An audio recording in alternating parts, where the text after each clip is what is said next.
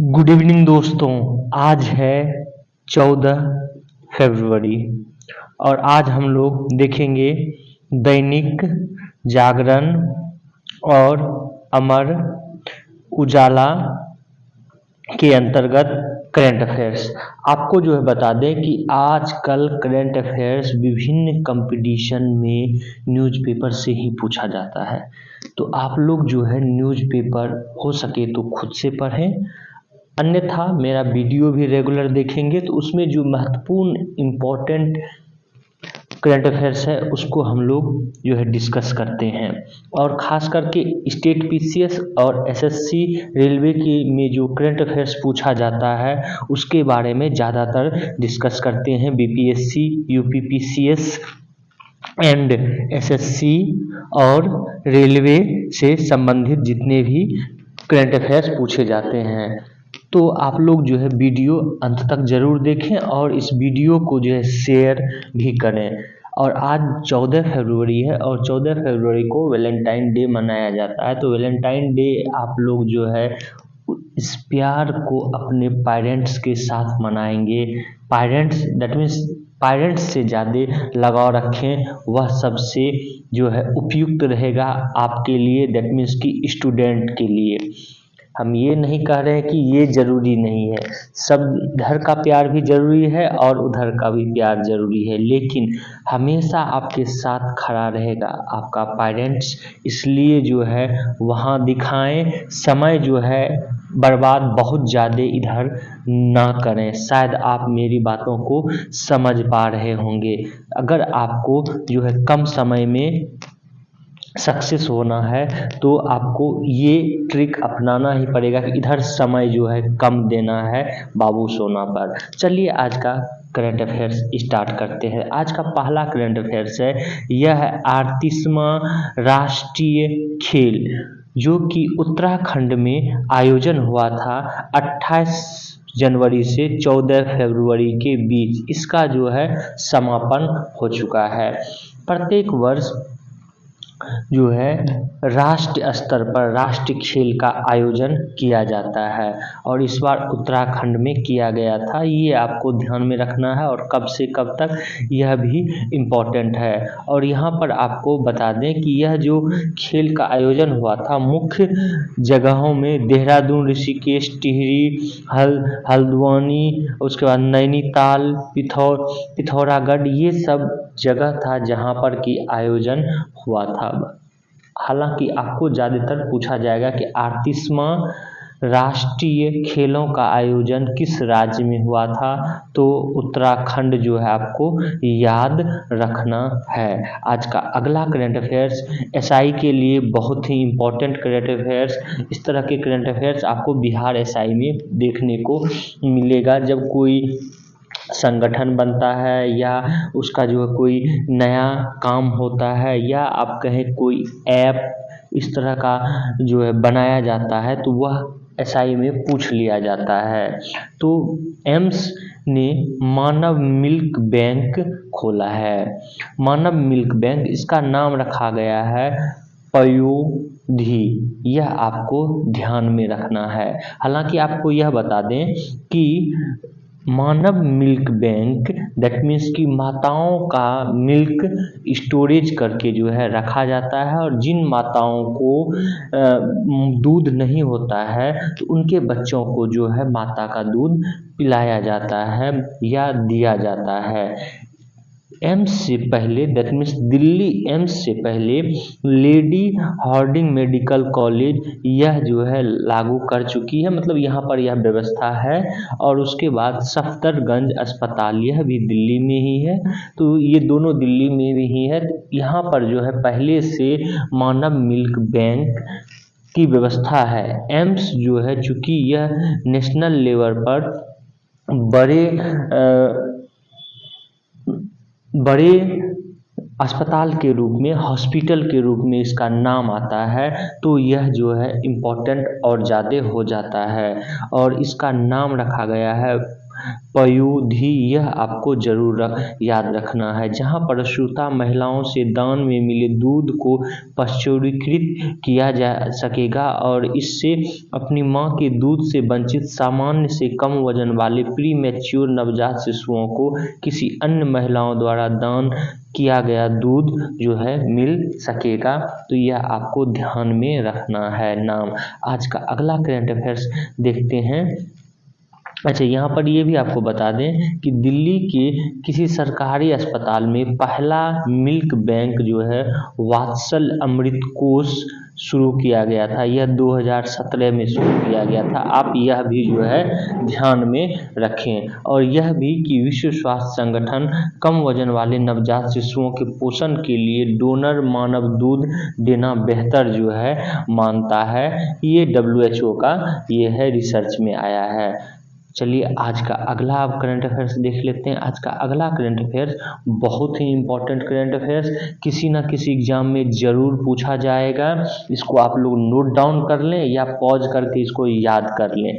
तो याद क्या करना है और करंट अफेयर्स क्या है यह देखते हैं। पंचायत के सशक्तिकरण में दक्षिण का दबदबा। आप ये याद रखेंगे कि पंचायत जो है panchayat devolution index, panchayat devolution index जारी किया गया है। यह इंडेक्स जारी किया गया था 10 साल पहले, दैट मीन्स 2014 और 15 में जो है यह जारी किया गया था और 10 साल बाद पुनः इसको जारी किया जा रहा है। तो आपको यहाँ पर बता दें कि इस बार जो है ओवरऑल रैंकिंग में कर्नाटक पहले स्थान पर है। कर्नाटक के बाद आप देखेंगे दूसरे स्थान पर केरल, तीसरे स्थान पे तमिलनाडु, चौथे स्थान पे महाराष्ट्र और उत्तर प्रदेश जो है 5वें स्थान पर है। यह भी आपको ध्यान में रखना है। यहाँ पर यह भी आपको बता दें कि उत्तर भारत का उत्तर प्रदेश और त्रिपुरा ही ऐसा राज्य है जो कि टॉप 10 में है। तो उत्तर प्रदेश आप देखेंगे यहाँ पर 5वें स्थान पर है। वहीं पर देखेंगे त्रिपुरा यह 7वें स्थान पर है। और आपको यह भी बता दें कि 2014-15 में PDI में 15वें इस बार स्थान और से बहुत मतलब कि सुधार हुआ है बहुत सारे पंचायत में, पंचायती डिवोल्यूशन इंडेक्स के अंतर्गत। कौन सा रैंकिंग यूपी का और त्रिपुरा का कौन है वो हम अब आगे देखेंगे। और यहाँ पर ये भी बता दें कि संविधान के 73वें संशोधन के माध्यम से प्रावधान किया गया था पंचायती राज 1993। आपको ये जो है लाया गया था 1992 में और 1993 में जो है पंचायती राज व्यवस्था लागू हुआ था। यह भी आप ध्यान में रखेंगे, ये संविधान में जो है इसका वर्णन किया गया है। ओवरऑल में कर्नाटक जो है टॉप पर है। वहीं फ्रेमवर्क रैंकिंग की बात करें तो उसमें केरल टॉप पर है और कैपेसिटी बिल्डिंग रैंकिंग में तेलंगाना टॉप पर है और आउटबिलिटी रैंकिंग में कर्नाटक जो है टॉप पर है। यह भी आपको ध्यान में रखना है। अब यूपी और त्रिपुरा के बारे में कुछ अन्य जानकारी इसी से संबंधित जो है ले लें। वह जानकारी यह है कि यूपी जो है दैट मीन्स उत्तर प्रदेश इस सूचकांक में 2014 और 15 में 17वें स्थान पर था और अब जो है वर्तमान में 5वें स्थान पर आ गया है। दैट मीन्स कि इसमें बहुत ज़्यादा सुधार हुआ है। वहीं आप देखेंगे त्रिपुरा, तो त्रिपुरा जो है 14वें स्थान पर था 2014-15 में और अभी वर्तमान में यह 7वें स्थान पर आ गया है। तो उत्तर भारत के दो, और अगर बात करें पैसिफिक तो उत्तर भारत में यूपी 5वें स्थान पे है, जबकि नॉर्थ ईस्ट भारत में त्रिपुरा जो है 7वें स्थान पर। उत्तर भारत में जो है सिर्फ उत्तर भारत की बात करें तो यूपी प्रथम स्थान पर हो जाएगा और नॉर्थ ईस्ट में त्रिपुरा सबसे अच्छा किया है। तो ये भी आपको ध्यान में रखना है। आज का अगला करंट अफेयर, हाँ यहाँ पर ये भी बता दें कि ये लागू किन किन मुद्दों को देखकर किया जाता है। तो पंचायत में 6 महत्वपूर्ण आयामों को इसमें देखा जाता है। ढांचा, कार्य, वित्तीय, कार्यकर्ता क्षमता निर्माण और ये दायित्व, इन सब का मूल्यांकन किया जाता है। यह आपको ध्यान में रखना है।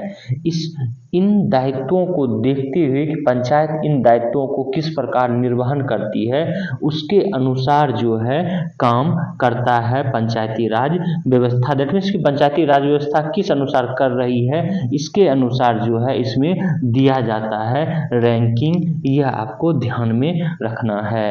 आज का अगला करंट अफेयर्स देखते हैं। आज का अगला करंट अफेयर्स है, यह है राजनीतिक अस्थिरता के बीच मणिपुर में 11वीं बार जो है राष्ट्रपति शासन लागू हुआ है। ये करंट अफेयर्स में आपको याद है, इससे याद रखना है। इससे पहले जो है हम बता चुके हैं मणिपुर के बारे में कि मणिपुर के मुख्यमंत्री एन वीरेन सिंह जो है ये इस्तीफा दे चुके हैं। 4 दिन पहले जो है 4 दिन पहले इस्तीफा दे चुके हैं। उसके बाद जो है यहाँ पर राष्ट्रपति शासन लागू कर दिया गया है। और यहाँ पर यह भी आपको बता दें कि राष्ट्रपति शासन राष्ट्रपति द्वारा भारतीय संविधान के अनुच्छेद 356 के तहत जो है लागू किया जाता है और 11वीं बार मणिपुर में यह लागू किया गया है। यहाँ पर चूँकि जो है जातीय हिंसा में करीब 250 से ज़्यादा लोग मारे जा चुके हैं और वर्तमान में देखेंगे कि अरमबाई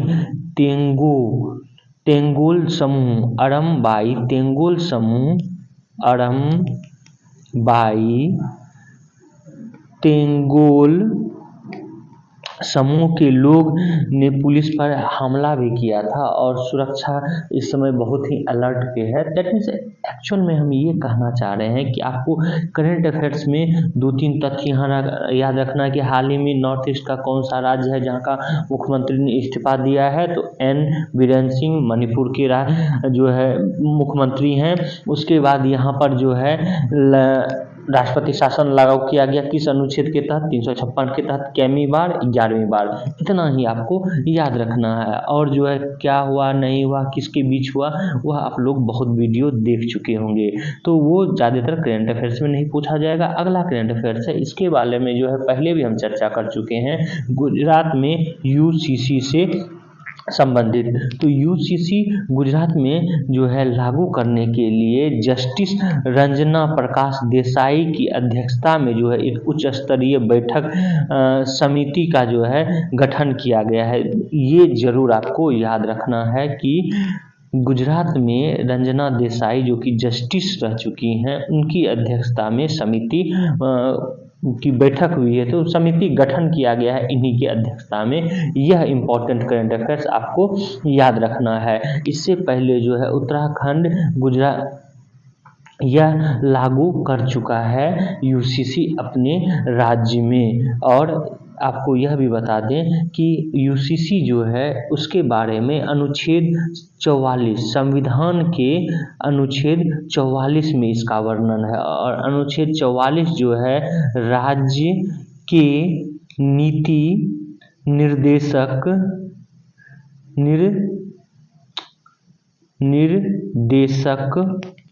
तत्व से संबंधित है, यह भी आपको याद रखना है। आगे आज का करंट अफेयर्स देखते हैं। आज का अगला करंट अफेयर्स है, यह है नया आयकर कानून में टैक्स दरों में बदलाव नहीं। आपको यहाँ पर एक चीज़ याद रखना है महत्वपूर्ण, वह है पुराना आयकर कानून कब लागू किया गया था। तो पहली बार 1961 में जो है कानून लागू किया गया था। 64 साल यह पुराना कानून है। अब इसके जगह पर जो है नया कानून आयकर विधेयक 2025 को लोकसभा में पेश किया गया था, लेकिन अब इसको जो है प्रवर समिति को सौंप दिया गया है।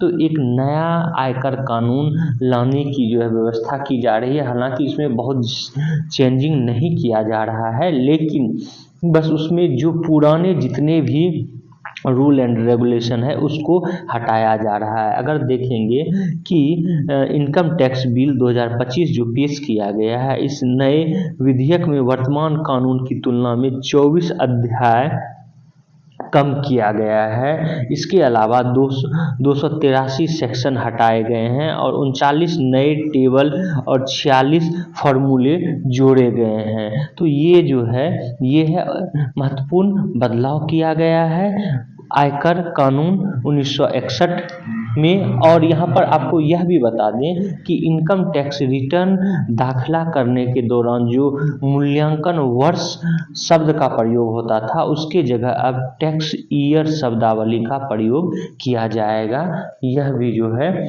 बता दें कि इनकम टैक्स रिटर्न दाखिला करने के दौरान मूल्यांकन वर्ष की जगह टैक्स ईयर शब्दावली का प्रयोग किया जाएगा ताकि भ्रम की स्थिति ना पैदा हो। मुख्य रूप से इनकम टैक्स कानून के प्रारूप का सरलीकरण जो है किया गया है, यह ध्यान में रखना। और आपको यह भी बता दें कि यह कानून जो है संभावित है कि 2026 में लागू हो जाएगा। तो इनकम टैक्स अधिनियम वह 2026 कहलाएगा, लेकिन 25 में इसको लाया पेश किया गया है और प्रवर समिति को जो है अभी सौंप दिया गया है। ये याद रखेंगे, अभी ये कानून नहीं बनाया है, सिर्फ अभी पटल पर रखा गया है और क्या क्या चेंजिंग आया है ये भी आप लोग ध्यान में रखेंगे।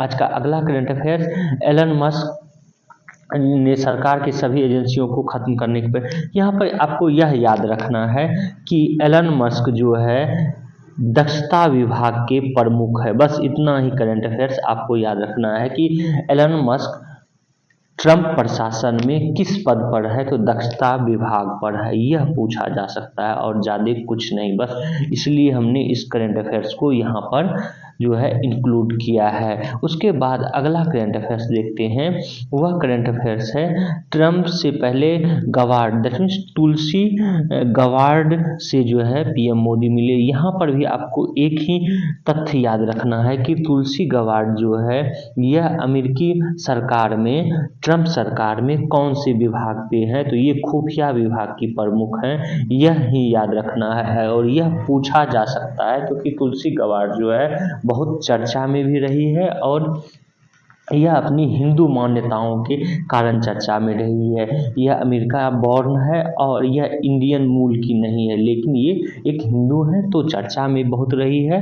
तो पूछा जा सकता है यह तुलसी गवार्ड जो है किस विभाग से, तो खुफिया विभाग की प्रमुख बनी है, यह आपको ध्यान में रखना है। इसलिए हमने इस करंट अफेयर्स को इसमें जो है इंक्लूड किया है। आज का अगला करंट अफेयर्स है, यह है चीन के साथ तनाव बढ़ने जो है बढ़ रहा है, किसका, तो फिलीपींस का। और इसी बीच फिलीपींस ने कहा है कि आकाश मिसाइल जो है वह भारत से लेगा, दैट मीन्स खरीदेगा फिलीपींस। इससे पहले फिलीपींस जो है खरीद चुका है ब्रह्मोस मिसाइल और इससे संबंधित करंट अफेयर्स जो है पूछा जा चुका है। वर्ष 2022 में फिलीपींस ने भारत से मध्यम दूरी की ब्रह्मोस सुपरसोनिक क्रूज मिसाइल खरीदने के लिए 37.5 करोड़ डॉलर का रक्षा अनुबंध किया था और इन्होंने ये खरीद भी चुका है। तो यह पूछा जा चुका है, तो आपको ध्यान में रखना है कि फिलीपींस पुनः जो है अब आकाश मिसाइल खरीदने की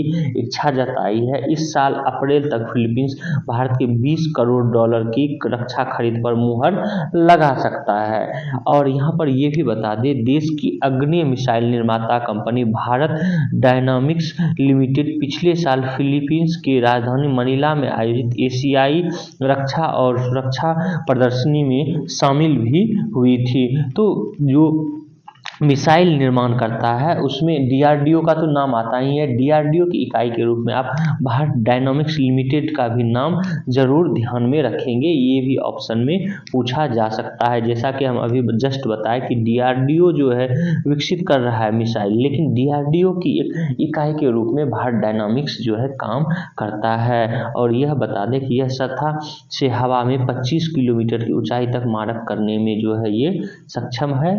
तो ये हालांकि ब्रह्मोस के बारे में था। अगला आज का करंट अफेयर्स देखते हैं। आज का अगला करंट अफेयर्स यह भी इम्पोर्टेंट करंट अफेयर्स है और यह करंट अफेयर्स यह है कि महिला प्रीमियर लीग का तीसरा सत्र जो है 5 टीमों के साथ 4 शहरों में खेला जाएगा।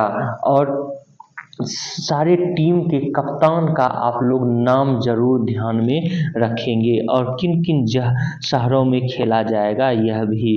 तो आपको यह बता दें कि आरसीबी का जो है कप्तान है, ये कप्तान है स्मृति मंधाना, आरसीबी। उसके बाद गुजरात टीम की कप्तान है, आपको यह भी ध्यान में रखना है कि जस्ट अ मिनट, ये हैं माइकल क्लिंगर जो है कोच हैं, और नए कप्तान हैं एशले गार्डनर, ये हैं एशले गार्डनर, यह ध्यान में रखना है। उसके बाद मुंबई इंडियंस की महिला कप्तान है हरमनप्रीत कौर, यह ध्यान में रखना है। उसके बाद दीप्ति शर्मा, ये जो हैं ये हैं दीप्ति शर्मा यूपी वॉरियर्स की कप्तान, यह भी आपको ध्यान में रखना है। उसके बाद देखते हैं दिल्ली की जो है कप्तान है लैनिंग, तो आपको इसको भी ध्यान में रखना है कि मेग लैनिंग ये दिल्ली की कप्तान है। और पहला मैच जो है वह आज खेला जाएगा 7:30 से, तो यह मैच जो है बेंगलुरु और गुजरात के बीच खेला जाएगा, यह भी ध्यान में रखना है। लेकिन कप्तान का नाम जरूर याद रखना है, और फाइनल जब होगा तो फाइनल कहाँ पर होगा वह जो है याद रखना है, और किसने जीता यह ज़रूरी है। आज का करंट अफेयर्स जो है इतना ही था। आप लोग हमारी इस वीडियो को शेयर करें, सब्सक्राइब करें और बेल आइकन को ज़रूर दबा लें। Thank you for watching this video.